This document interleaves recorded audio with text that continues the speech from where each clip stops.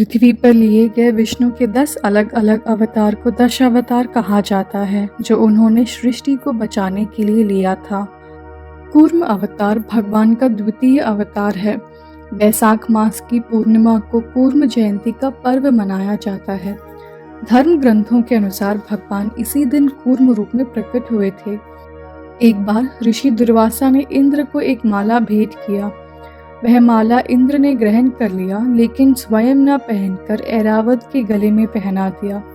हाथी ने उस सुगंधित माला को अपने सूंड से मस्तक पर खींचकर मसलते हुए फेंककर अपने पैरों से कुचल दिया। यह देखकर ऋषि दुर्वासा अत्यंत क्रोधित हुए और उन्होंने श्राप दिया कि तुमने मेरी दी हुई माला का निरादर किया है। राजलक्ष्मी से संपन्न होने के कारण तुमने मेरा अपमान किया है।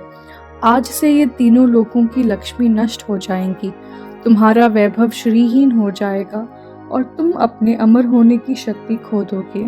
ऐसा श्राप देकर दुर्वासा ऋषि वहां से चले गए।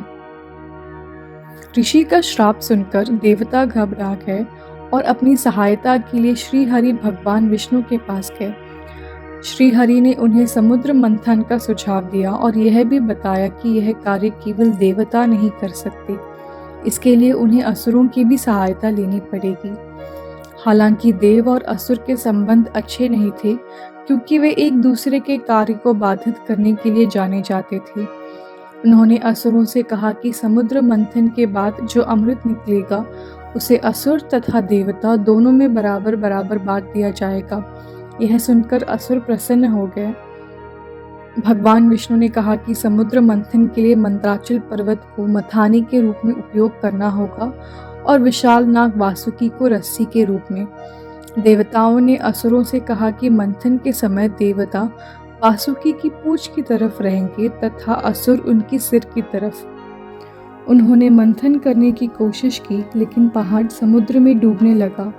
उसी समय भगवान विष्णु ने कूर्म का रूप धारण किया और अपनी पीठ पर पहाड़ को रख लिया। वासुकी को पर्वत के चारों तरफ लपेटकर मंथन शुरू किया गया। असुरों को सिर की तरफ होने के कारण वासुकी नाग का जहर धीरे धीरे उन्हें कमजोर कर रहा था। दैत्य और देवता दोनों मिलकर मंथन करने लगे। इस मंथन से सबसे पहले हलाहल विष उत्पन्न हुआ, जिससे सारी सृष्टि का विनाश हो सकता था। जैसे जैसे मंथन चलता रहा, समुद्र से कई अद्भुत चीजें निकली। अंत में वह निकला जिसे सब चाहते थे, अमरता का अमृत। अमृत निकलने के बाद असुर और देवता दोनों में अमृत के लिए झगड़ा शुरू हो गया। उसी समय भगवान विष्णु ने देवताओं के सहायता के लिए मोहिनी का रूप धारण कर लिया और अमृत बांटने की जिम्मेदारी ले ली। उन्होंने पूरा अमृत देवताओं में बांट दिया।